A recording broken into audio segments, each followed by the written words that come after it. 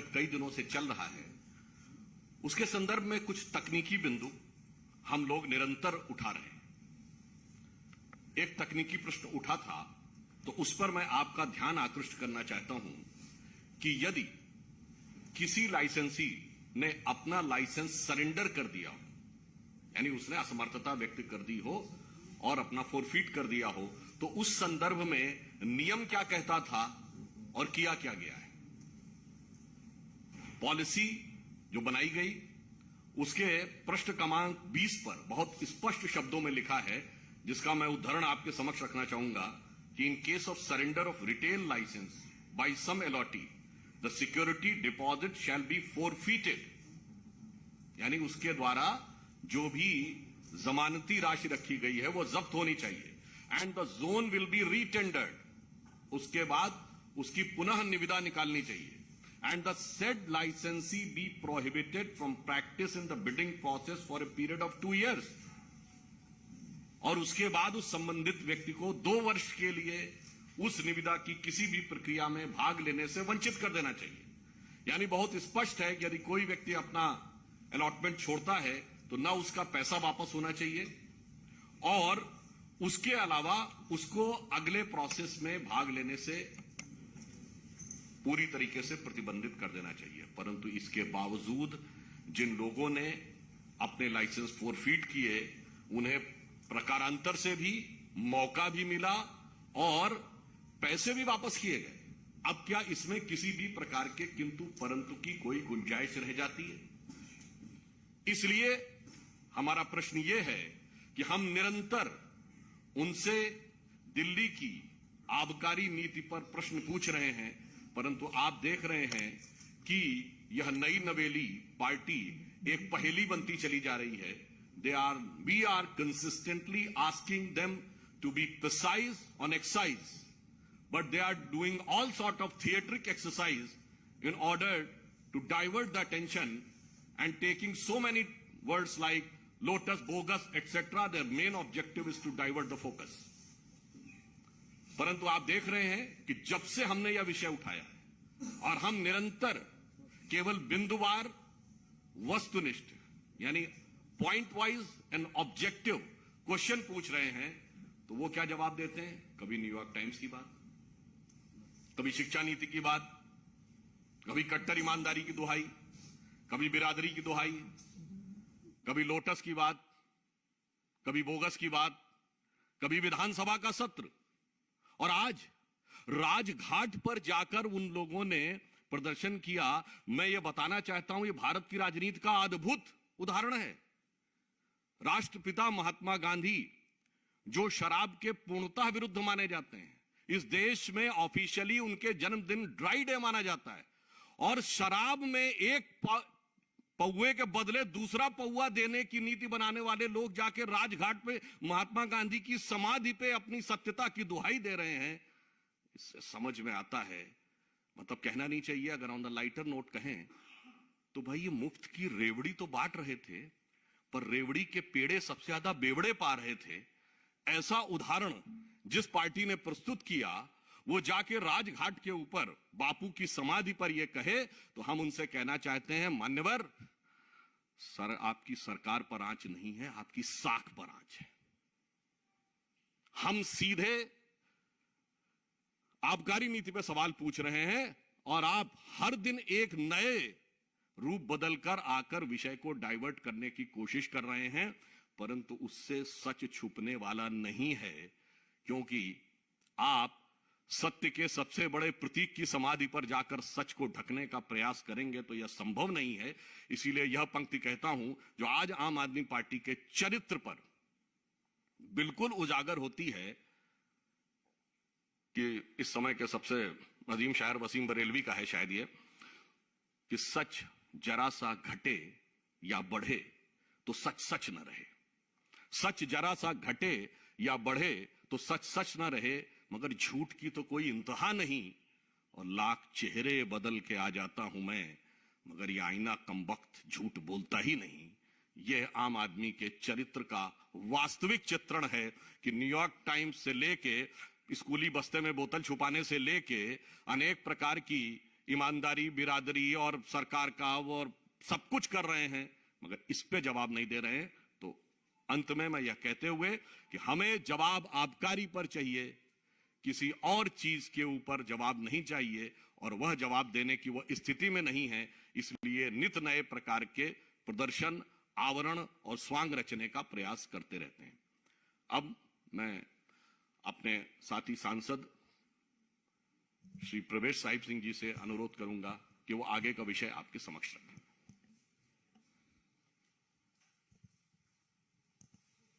धन्यवाद सुधांशु जी।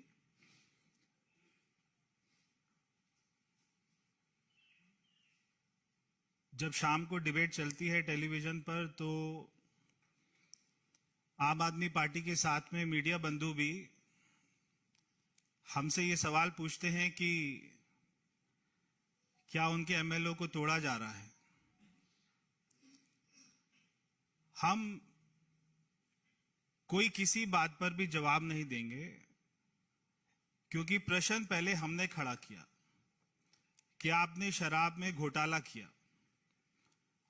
उसके ऊपर में कोई जवाब नहीं देना और इसको पूरे मुद्दे को डाइवर्ट कर देना, ये अब आम आदमी पार्टी ने अपना तरीका बना लिया है।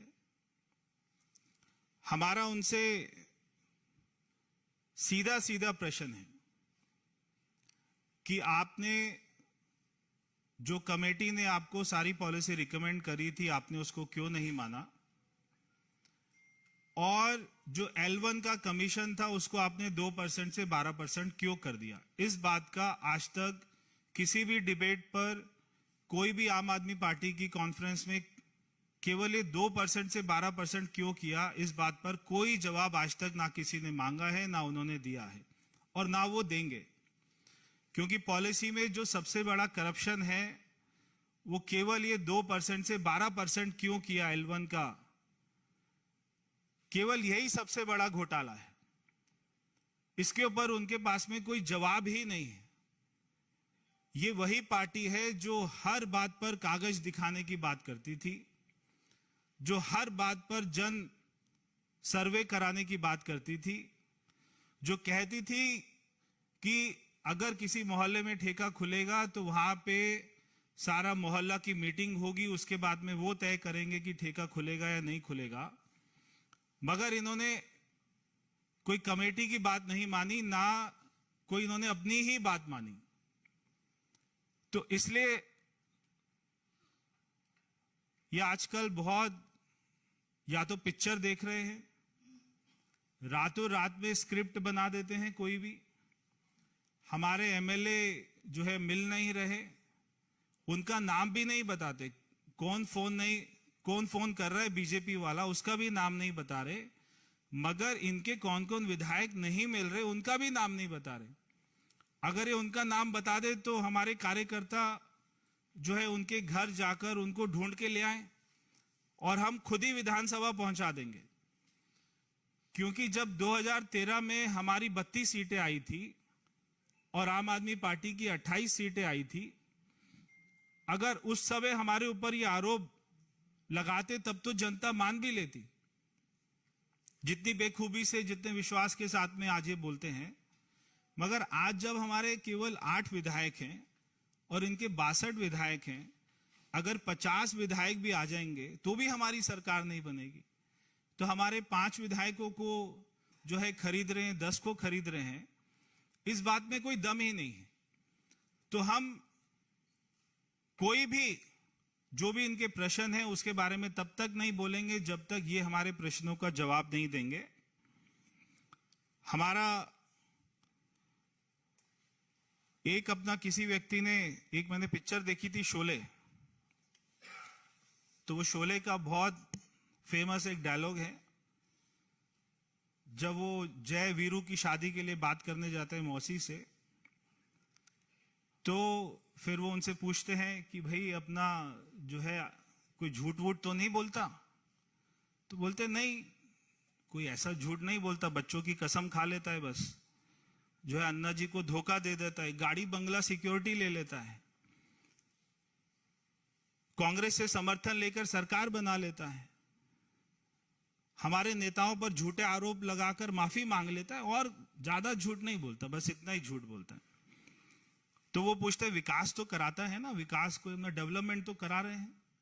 हाँ करा रहे हैं, अपने घर में, सरकारी घर में 21 करोड़ का स्विमिंग पूल बना रहे हैं, और क्या विकास कराएंगे। यमुना, हाँ कोई यमुना को साफ नहीं कराते हैं, दिल्ली को सबसे पॉल्यूटेड राजधानी बना देते हैं, एक भी नया स्कूल, कॉलेज, हॉस्पिटल, स्टेडियम नहीं बनाते हैं। बाकी नेता हमारा अच्छा है।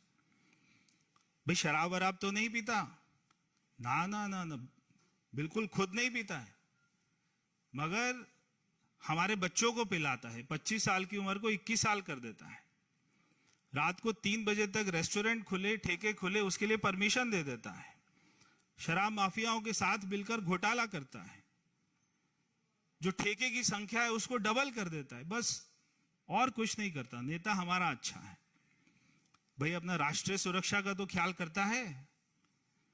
अरे बहुत बड़ा देशभक्त है, केवल सर्जिकल स्ट्राइक पर सवाल उठा देता है कभी कभी, और पाकिस्तान में इसकी बहुत तारीफ होती है, देश को दुनिया में बदनाम करता है, और दिल्ली में रोहिंग्यास को पानी बिजली मुफ्त मुहैया कराता है। नेता हमारा अच्छा है। भाई लोगों की स्वास्थ्य की चिंता तो करता है ना तुम्हारा केजरीवाल। भाई लोगों की नहीं करता है, अपनी तो खूब करता है। जब से मुख्यमंत्री बनाए 35 किलो वजन बढ़ गया है। कोई हॉस्पिटल नहीं बनाया, कोविड में एक भी ऑक्सीजन कोई प्लांट नहीं लगाया। दिल्ली में 23,000 लोग जिस महीने मरे थे, उसी महीने में एक्साइज पॉलिसी लेकर आए। सारे मंत्रियों का इलाज अपोलो हॉस्पिटल में कराता है, सरकारी हॉस्पिटल में नहीं भेजता। दिल्ली में मोदी जी की आयुष्मान योजना को लागू नहीं करता। नेता हमारा अच्छा है। तो ये इनकी हाल हो गया है। आप इनसे केमिस्ट्री का सवाल पूछो, हिस्ट्री का जवाब देंगे। तो रातों रात में इनके एमएलओ को कौन अटैची में भरकर ले गया, कौन उनको बोरी में डालकर ले गया, कौन कहां ले गया, आप हमें बताइए केजरीवाल जी। अगर आपका कोई एमएलए नहीं मिल रहा है, आप हमें बताइए, हम दिल्ली पुलिस में कंप्लेंट करके उसको घर से अपनी गाड़ी में लेकर आपकी विधानसभा में आपके घर तक पहुंचाएंगे, सुरक्षित पहुंचाएंगे। आप उसका नाम, मगर नाम तो बताना पड़ेगा, कौन आपको फोन कर रहा है वो तो बताना पड़ेगा। आज इन्होंने राजघाट को, एक अपना राजघाट जैसी पवित्र स्थान को गंदा कर दिया है। तो हमारे कार्यकर्ता आज वहां पर जाएंगे, वहां पे गंगा जल का छिड़काव करेंगे, क्योंकि वो हमारे राष्ट्रपिता महात्मा गांधी जी, जो हमेशा शराब का विरोध करते थे, आज उधर जाकर कम से कम ये पश्चाताप करके ये तो बताएं कि उन्होंने कितने सैकड़ों करोड़ का घोटाला किया है। वहां पर जाके तो माफी मांग ले। मगर इनको इतनी शर्म नहीं है कि ये क्या कर रहे हैं। इनको एक बात अच्छे से पता है कि केजरीवाल जी को, जो ये बार बार बोलते हैं मनीष सिसोदिया जी 2-3 दिन में जेल में जाने वाले हैं, ये बात इनको अच्छे से पता है। और मनीष सिसोदिया को ये बात अच्छे से पता है कि उसने फाइल पर साइन किए थे। चाहे ये जो मर्जी, जितना मर्जी अच्छा ड्रामा कर लें, चाहे एक दूसरे को ऑस्कर के लिए नॉमिनेट कर दें, मगर इनका जेल जाना निश्चित है। इनको जेल जाने से कोई नहीं बचा पाएगा, क्योंकि जांच एजेंसियों के पास में सारे सबूत हैं, सारे गवाह हैं, सारी डील, सारी ट्रांजैक्शन कहां कहां कैसे कैसे हुई है, उनके पास में सारी रिपोर्ट है। इसलिए इनका बच पाना मुश्किल है। बहुत बहुत धन्यवाद। अगर सुधांशु जी को कुछ ऐड करना हो तो वो करेंगे।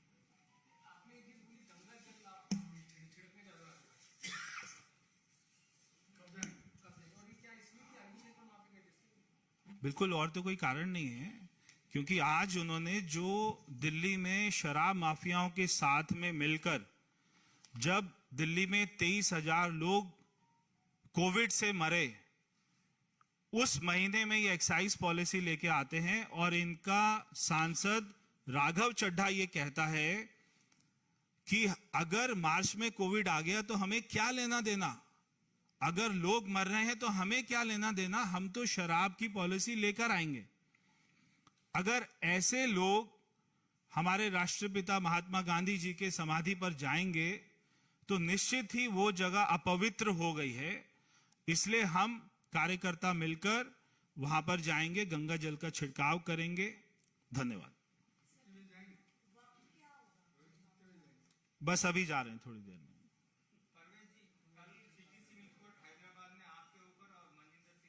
जी, थोड़े दिन आप जरा इंतजार कर लीजिए। जब हमने जिसका नाम लिया था उसके ऊपर में जब होगा नोटिस जारी जांच एजेंसी द्वारा, उनको बुलाया जाएगा, तब सारा दूध का दूध और शराब का शराब हो जाएगा।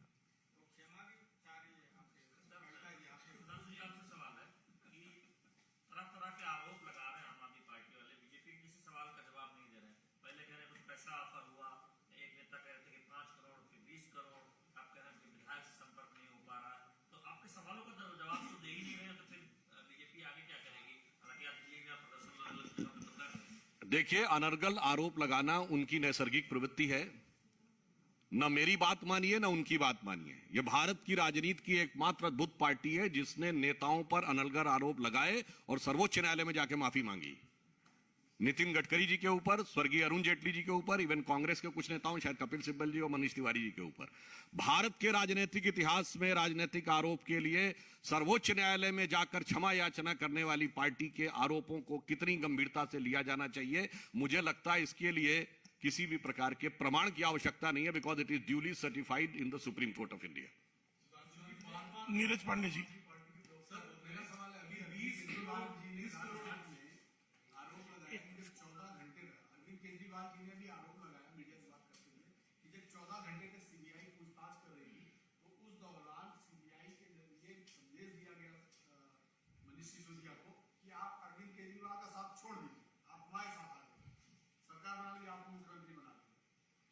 जो संदेश उन्होंने अपने दारू के ठेकेदारों को दिया था, जो लिखित में रिफ्लेक्ट हो रहा है, उस संदेश का तो जवाब नहीं दे रहे हैं। और अपने अद्भुत अपरिमित अंतर्ज्ञान से पता नहीं कहां से उनको ये इल्हाम हो जाता है कि वो ये बताना शुरू कर देते हैं। और जैसा कि अभी प्रवेश जी ने कहा, जब जवाब पूछा जाता है तो कुछ और बोलने लगते हैं। इसीलिए उनकी प्रामाणिकता, एक जैसे मैं कहता हूं, एक शासकीय शब्दावली में एक शब्द होता है ना, यदि किसी व्यक्ति की पूरी एक्ट ऐसा हो कि इंटेग्रिटी डाउटफुल हो जाए, तो उसमें यह कहा जाता है कि इनकी सत्यनिष्ठा और प्रामाणिकता पूर्णतः संदिग्ध हो गई है। तो exactly there integrity is totally under suspicion. Sanjay Sharma ji.